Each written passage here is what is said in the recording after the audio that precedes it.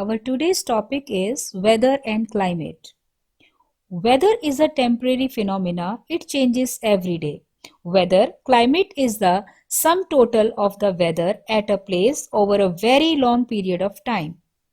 The main difference between weather and climate is the weather is the atmospheric condition of a specific place at a specific point in time. It includes sunshine, rain, cloud cover, winds, hail, snow, etc. And climate is the average conditions expected at a specific place at a given time, and it includes humidity, sunshine, temperature, wind velocity, etc. In this chapter, we will also cover the factors affect the climate. First is distance from the equator, then elevation, then distance from the sea, fourth is direction of the wind, and fifth one is humidity. One by one we will discuss all these points. First is distance from the equator. The climate of a place is greatly influenced by its distance from the equator. The places near the equator are hotter because the rays of the sun fall vertically on the equator. Since the vertical rays cover a smaller area, they are more concentrated. That is why it is hot at the equator. Now, second point is elevation. Altitude of a place greatly influences the climate. Places at higher altitude have colder climates than places at the lower altitudes. For example, Ooty is cool even in the summers because of its height, though it lies near the equator. Now, third point is distance from the sea. The sea has a moderating influence on the region close to it. Cool sea breeze keeps the coastal areas cooler in summer and warmer in winter than places far away from the sea. Now, next point is direction of the wind.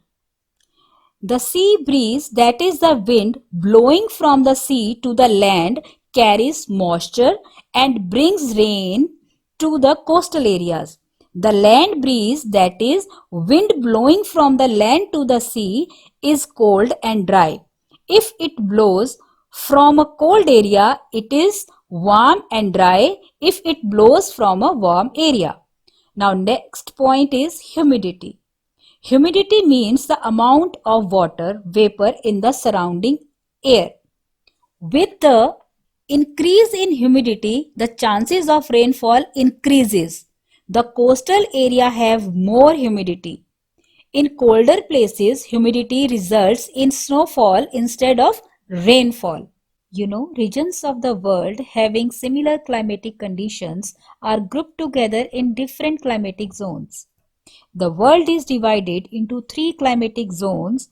These are torrid zone, temperate zone, and frigid zone. First is torrid zone.